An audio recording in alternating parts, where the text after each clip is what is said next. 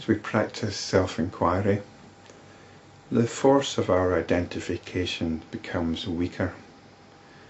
The force of our identification with our notions and the belief in the concrete reality of these notions becomes weaker. And this is represented here by the dissolution of the elements of earth, water, fire, and so on. Our identification is becoming less gross. Vasistha continued, when the creator Brahma withdrew his prana, the life forces, the air which moves in space abandoned its natural function of motion in space. The life forces are the agitation of the attention. It's what draws the attention to involve itself in its own notions. And now the creator Brahma is turning the attention so that all it's got to identify with is itself. It's no longer interested in getting involved with its own notions of personality, of physical reality. And this is being played out here as the physical end of all things, because we're not interested. We are no longer interested in any of that. The process of identifying with our notions has come to a halt. And there's nothing to go back to. There's nothing to go back to relate to. This is the cosmic dissolution. What else can sustain the elements and other beings? When thus the force that held all the heavenly bodies had been withdrawn, the stars began to fall away from their orbits like flowers from trees. The satellites that were coursing out of space also disintegrated on account of the time-space continuum being withdrawn when the life forces were withdrawn. So even time and space are coming to an end. Even the path of the siddhas, or the perfected ones, was obliterated. Like bits of cotton wool, these siddhas began to fall in space. Even Indra, the chief of the gods, and his heaven began to fall and disintegrate. There are no notions that we can take refuge in. Everything that we normally identify with has gone. Rama asked, consciousness is pure and the cosmic person is but a notion. How does this cosmic person of Brahma come to acquire limbs like earth, heaven, and the netherworld? Everything is the limbs of consciousness. What Rama is asking here is, how does everything actually kick off, get kick-started again? How does it all begin once again? But we should be careful with this talk of the cosmic person, sometimes called the Virat or Brahma. It's not something external. It's what is going on with us at any moment. Vasistha continued, in the beginning, O Ram, which means right now, there was but pure consciousness, which could not be said to be either existence or non-existence. Within itself, it became aware of itself as its object of awareness.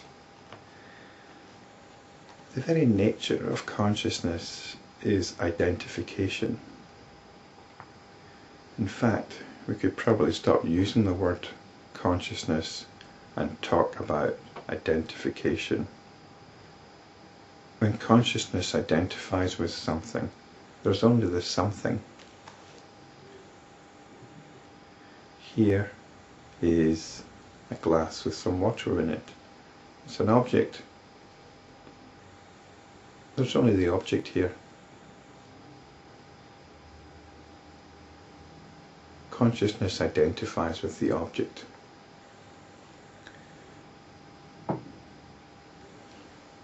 But consciousness can stop identifying with the object and identify with itself. And there's always something going on. These are described as vasanas. Within itself, it became aware of itself as its object of awareness. Without abandoning its position as the subject, it seems also to become the object.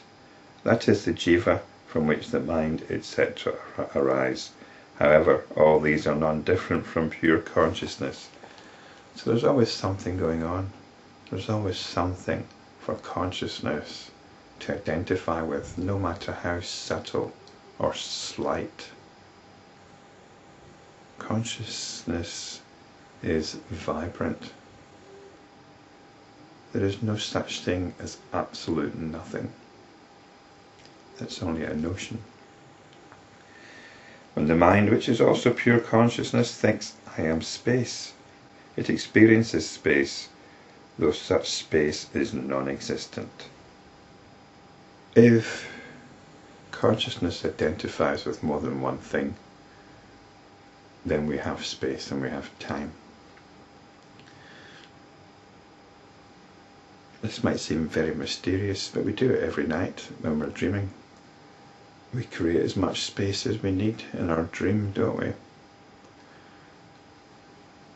And time can be as long or as short as the dream demands.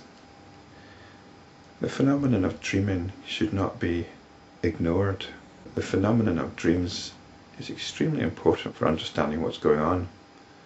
I'm not talking about the content of dreams, I'm talking about the actual phenomenon of dreams. What we do every night, what we create, what we identify with. It's what we're doing in the waking state as well.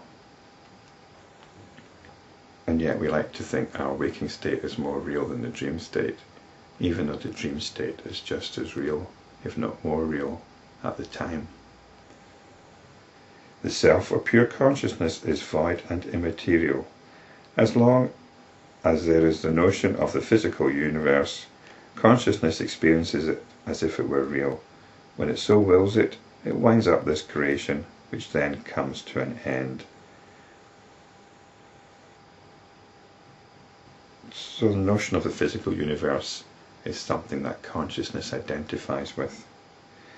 Vasana, or psychological conditioning, which gives rise to notions and to experiences of all kinds, ceases to be when the vision of the truth or the understanding of the reality arises. There is egolessness and therefore oneness.